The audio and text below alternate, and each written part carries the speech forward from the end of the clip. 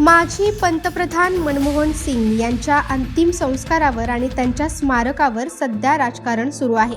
काँग्रेस पक्षाचा आरोप आहे की केंद्र सरकारने मनमोहन सिंग यांच्या अंतिम संस्काराच्या पारंपरिक पद्धतीचे पालन केले नाही। काँग्रेसने त्यांच्या अंतिम संस्कारासाठी आणि स्मारकासाठी दिल्लीमध्ये जागा देण्याची मागणी केली आहे। पण हे पहिल्यांदाच नाही आहे की कोणत्याही पंतप्रधानांचा अंतिम संस्कार दिल्लीमध्ये झाला आहे। यापूर्वी 3 पंतप्रधानांचा अंतिम संस्कार दिल्लीच्या बाहेर झाला आहे। त्यात 2 पंतप्रधानांना तर स्मारकही मिळाले नाही। पी.व्ही. नरसिम्हा राव 1991 ते 1996 दरम्यान भारताचे पंतप्रधान होते। त्यांचे निधन 2004 मध्ये झाले।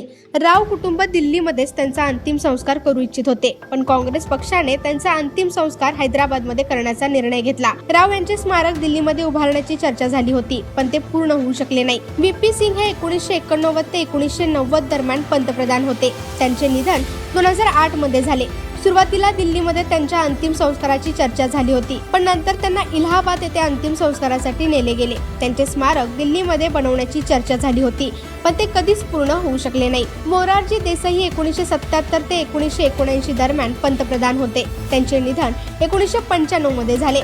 मोरारजी यांचा अंतिम संस्कार साबरमती नदीच्या किनाऱ्यावर झाला। त्यांच्या स्मारकाच्या बाबतीत काही ठोस निर्णय घेतले गेले नाही। जवाहरलाल नेहरू, लाल बहादूर शास्त्री, इंदिरा गांधी, चंद्रशेखर, चौधरी चरण सिंह, राजीव गांधी, आय.के. गुजराल आणि अटल बिहारी वाजपेयी यांचा अंतिम संस्कार दिल्लीमध्ये झाला।